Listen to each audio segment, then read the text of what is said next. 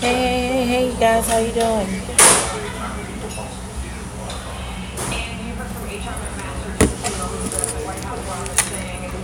I'm gonna wait for a couple of you to get in here before I get started. Can you hear me?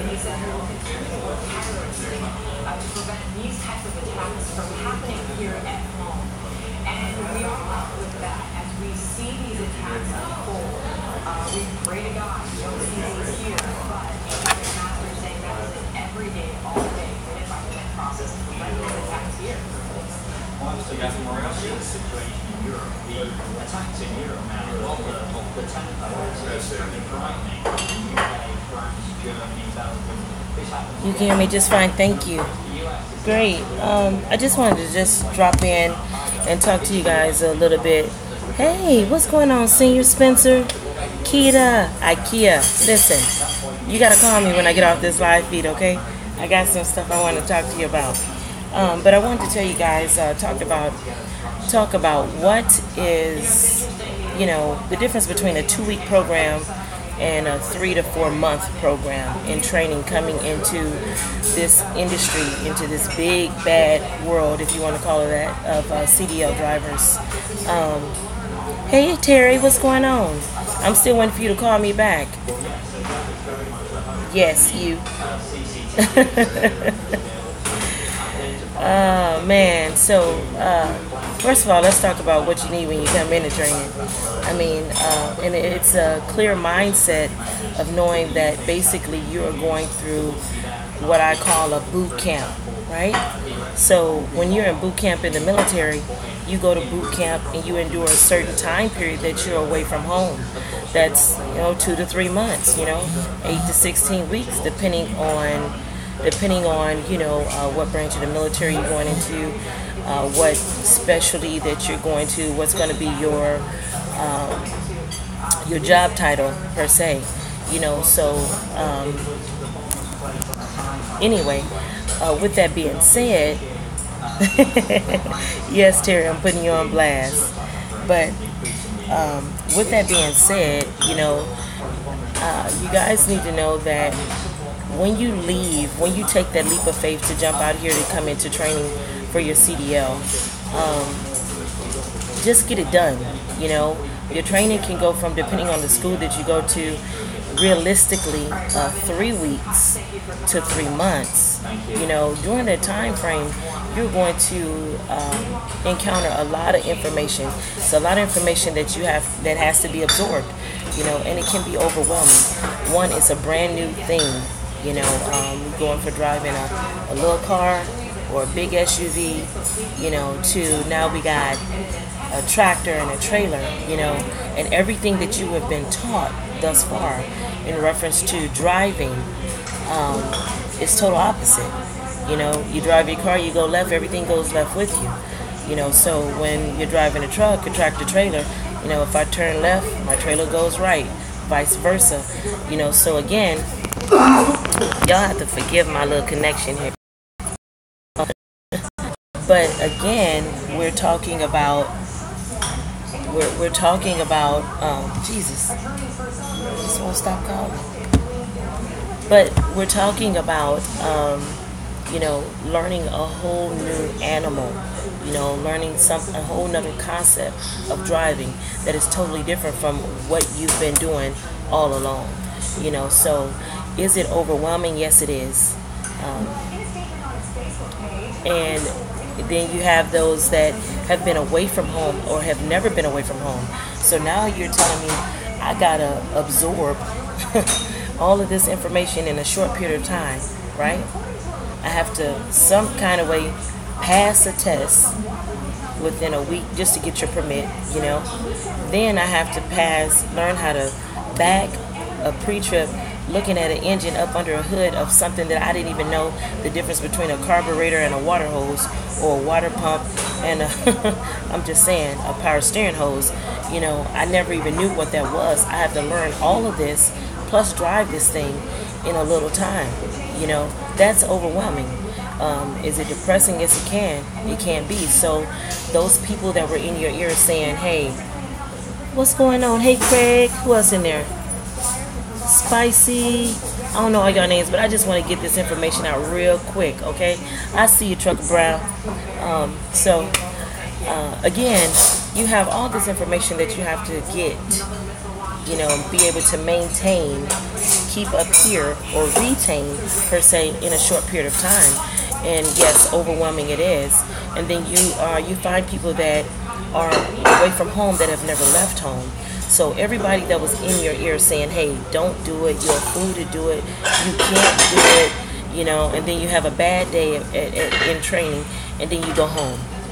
Now you want to quit, so that's just not realistic to me.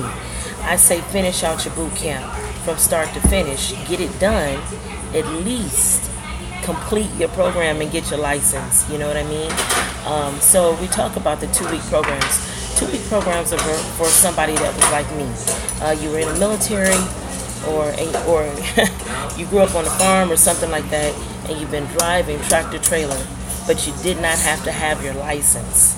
So you already have the experience. When you decide to jump out here in this big world, you need to, the law says that, hey, now you have to have your CDL license, your Class A, right? So, of course, I don't want to be in a truck with somebody that's just been driving 6 months, a year, 2 years, and I got 10 years behind me saying, hey, it's nothing they can tell me. You do develop that mindset, so those 2-week programs, that's set up for somebody in those positions, in that kind of category.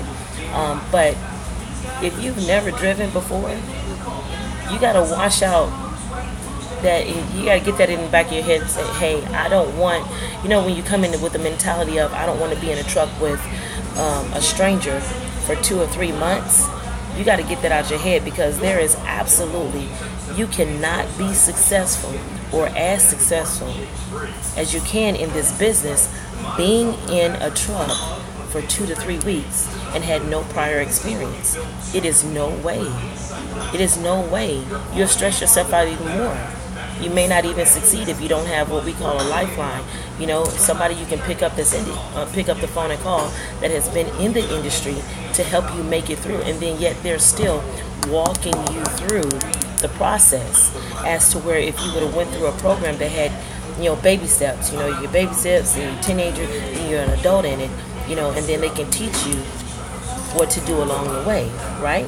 So it's more, when I always say it's more to driving than just turning the steering wheel. Being a steering wheel holder, as some of us say, it is. You have logs. You have to learn how to read a map. You have to learn how to plan your trip. What happens if it's a detour? And then, you're in a place where, as you all know from my live feeds on Facebook and stuff like that, my reception sucks all the time, right? So if my cell phone reception sucks, chances are my GPS reception sucks as well. If I can't read a map and know how to get myself out of there, then what am I going to do? That's not something that you can learn in just a week. Plus hours of service, 70 hour, 14 hour, 11 hour, 8 hour, 10 hour break, 8 and 2 split, things like that. So again, with my channel, what I want to do for you all is I want to just break it down into different segments and just teach you guys the basics of what you're going to need to be successful. When you're coming into training, okay, do not bring 10 suitcases. It's a small space. Yes, you're going to be out on the road, with a trainer or, somebody for, a couple months at a time. Choose your rate, choose your fate. That's what we say in the military. So it's something that comes with it. You don't need anything bigger than a sea bag and maybe a book bag, something that a shower bag where you can put a change of clothes in it. Have it packed at all times. Because we're on time limits out here. It may be, I have people, showers is a whole nother issue when we're talking about showers, being on a truck with somebody. If you're not washing your tail, something's wrong. You got to stop at least every day or every other day to get fuel. You got 30 minutes to run in and take a shower. Call ahead and see if you can get into a shower. As a student, your part is to have your shower bag packed accordingly ahead of time. Mine is kind of big because I'm just, I need to have the right color hat with the right color shirt and shoes. I don't know. It's just how I am. So, hey, Melissa. So what you guys need to do is go ahead and pack your shower bag, right? So if we only have a quick stop and we can jump in, we got 30 minutes to get in, get out, your bag is already packed. If you want to change clothes, change them when you get back to the truck. But you have a clean set of clothes inside your shower bag. Shower shoes, your soap, your towel, your fragrances, whatever it is that you use for your bathing, have it in that bag and have it ready to go. Once you've showered, when you get back to the truck, change your dirty clothes out of it, put a new set of clothes in it, and just keep the thing going, Keep it going. For you all that believe that shower shoes is not a must, you're crazy. You have to have shower shoes. Do not step on that floor without having some kind of shower shoe on. I remember one time I forgot mine. I went back outside and I had parked at the back of the fuel, at the truck stop, and I went and got plastic bags just to tie on my feet. You don't know what people doing, what they got going on your feet. You don't need feet problems. You got two, that's how you got to get around, you know what I mean? So, again, have your shower bag packed at all times. We're talking about things that you need essential for trucking. Entering into this big bad world, per se. That's what I call it, the big bad world of trucking. Plus, babies growing up under your feet. You will have babies, if that's what you want to call them, growing under your feet. Yeah, it's something. You can call them whatever you want to, But here it is. Again, pack just the bare minimum. Ladies, I know we go through, we wear more clothes, we need more than men do, per se, so I'm not going to wear the same pair of pants 3 or 4 days. It's just not happening, So, bring you about 7 pair of pants, something.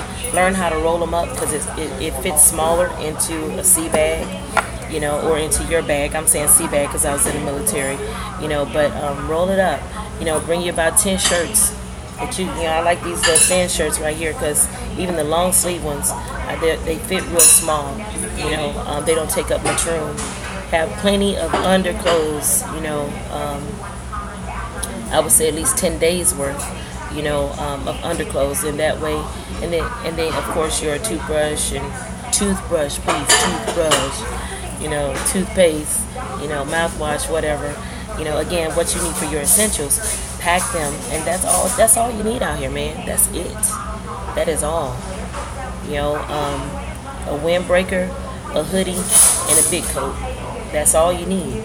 Until you get into your own truck, into your own space. Again, the training is anywhere from 2 weeks, depending on what program you're going to, 2 weeks to 3 months. We talk about the program at Prime or whatever, and because that's where I'm at, so I'll talk about it.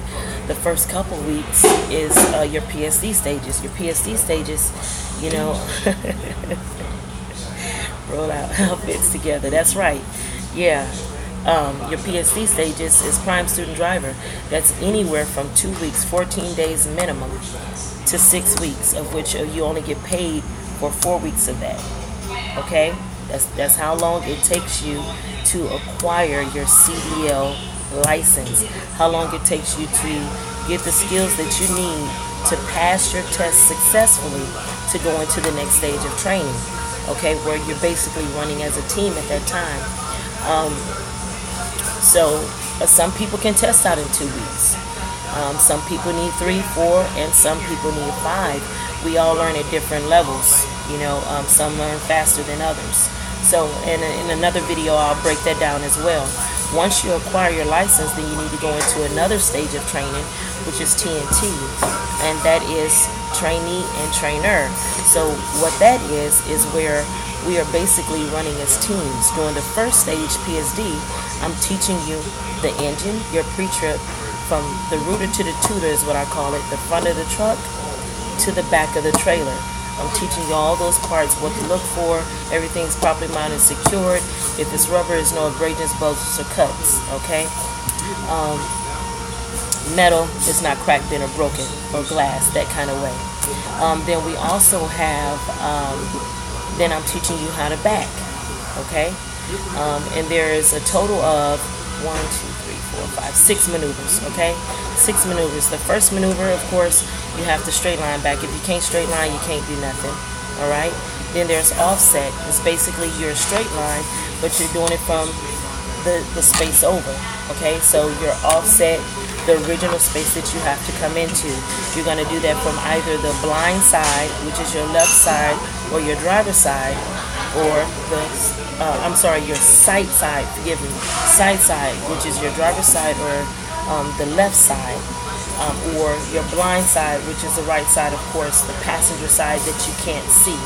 And then, so it's either so you got straight line, then you got sight side offset, or blind side offset, and then we have the parallel, which is the sight side parallel, or the blind side parallel, and then you alley dot from a 90-degree.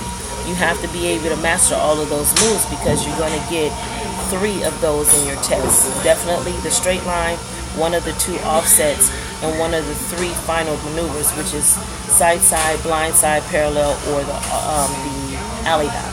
So you got to be able to do all of those and not know which one you're going to get. It just is what it is. And then, of course, there's the driving. And I'll come back and I'll answer all these questions because I really can't read those right now. And just go ahead on because I want to make this video a little bit short. Don't want to be long-winded, that kind of way. So, again, I'm going to go over. I have a new student. I didn't put her on this video now, but I will interview her for you guys and just go through the steps with her. She's an awesome driver right now. She has her back and maneuvers down. The only thing we have to master right now is the alley dot. Everything else she has mastered, and then hopefully I can take her into upgrade here next weekend. That's what I'm aiming for at the latest, at the absolute latest. So then once we finish the PSD stage, she's gotten her license.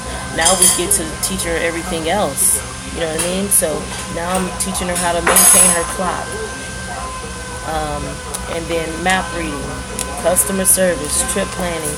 Like I've said time and time again, in 2-week program, you just can't learn that, not be successful. You can. And then it's the question of company versus lease. Or do I go straight into owner op? Things like that, you know. So again, this is not something that you can master or even begin to grasp all of the basics in 2 weeks. You know, so it's one of those things like just bite your tongue, swallow the bullet, get a firm foundation, stand up tall, and deal with the boot camp, the trucking boot camp. You know, if you really want to be successful out here, get yourself into one of those programs where you can get as much training as possible. I know a lot of trainers that don't like to train through the wintertime. And I know a lot of people that like to come into training and they want to do it during the summertime. My thing is this, you know, I would rather you as a new driver go through a winter with a trainer.